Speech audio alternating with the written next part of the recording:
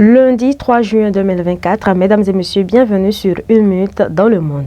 La saison des pluies a commencé au Togo. Plusieurs épisodes de fortes précipitations ont déjà été enregistrés dans le sud du pays. À Lomé, plusieurs zones ont connu des inondations. L'agence de météorologie du Togo prévoit de fortes pluies pour le mois de juin et appelle à la vigilance les populations des zones vulnérables. L'eau s'est infiltrée dans les boutiques et certains ont dû fermer pendant plusieurs jours suite aux fortes pluies sur la capitale togolaise en fin de semaine dernière. Autre facteur en cause, la densité du bâti qui empêche la pluie de s'infiltrer dans le sol et le changement climatique avec de fortes pluies dans un délai très court. Toutes les communes du Grand Lomé sont touchées, selon l'ANPC, qui poursuit le pompage des eaux et la sensibilisation dans les zones à risque. Un numéro vert a été mis en place en cas d'inondation, le 110. Le Nigeria sera paralysé dès ce lundi 3 juin 2024 par un mouvement de grève illimité annoncé par le Nigérien Labour Congress et le Trade Union Congress. Les responsables syndicaux ont décidé d'aller en grève en raison d'un désaccord avec les autorités sur un nouveau salaire minimum. Les principaux syndicats du pays refusent les 60 000 naira proposés par le gouvernement et ils ont indiqué qu'ils poursuivraient la grève si les revendications ne sont pas satisfaites.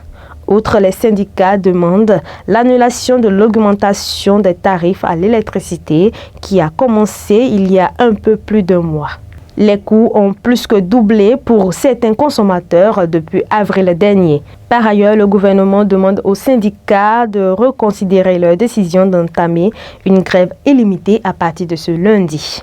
Le ministre de l'Information et de l'Orientation nationale, Idrissa Mohamed, a déclaré que l'intérêt des masses devrait être la priorité absolue des syndicats et qu'une grève n'était pas la solution aux négociations en cours. La justice militaire burkinabé a indiqué que le maître Guy Hervé Kam est mis en examen pour complot contre la sûreté de l'État et association de malfaiteurs. L'avocat qui a été détenu 4 mois au secret a été libéré puis immédiatement arrêté le 29 mai par les hommes armés et cagoulés. Pour la première fois depuis le début de cette affaire, le collectif d'avocats qui le défend a pu lui rendre visite.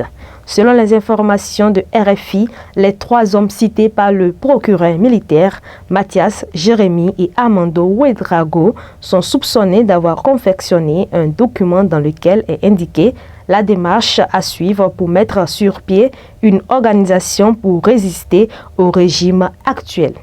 Guy Hervé Kam est cité dans ce document comme une personne ressource qui pourrait être contactée. Les avocats de Guy Hervé Kam, qui estiment que la procédure à son encontre est irrégulière, ont décidé dans un premier temps d'attaquer la mise en examen et le placement en détention provisoire de leurs clients. Pour finir cette session d'information, le président ukrainien Volodymyr Zelensky a accusé dimanche 2 juin la Chine de s'employer à empêcher des pays de participer à un sommet pour la paix en Ukraine que Pékin a critiqué car la Russie n'est pas conviée. Je cite, « Malheureusement, la Chine s'efforce aujourd'hui d'empêcher des pays de venir au sommet pour la paix. » Fin de citation, a déclaré Volodymyr Zelensky à des journalistes en marge d'un forum sur la sécurité à Singapour. La Chine, quant à elle, a indiqué que son président Xi Jinping ne participerait pas à ce sommet et le président américain Joe Biden ne s'est pas encore engagé. Je cite, « Nous sommes déçus que certains dirigeants mondiaux n'aient pas encore confirmé leur participation au sommet de la paix. » Fin de citation, a déclaré Volodymyr Zelensky sans mentionner nommément la Chine ou les États-Unis. C'est tout pour aujourd'hui. Merci de nous avoir suivis.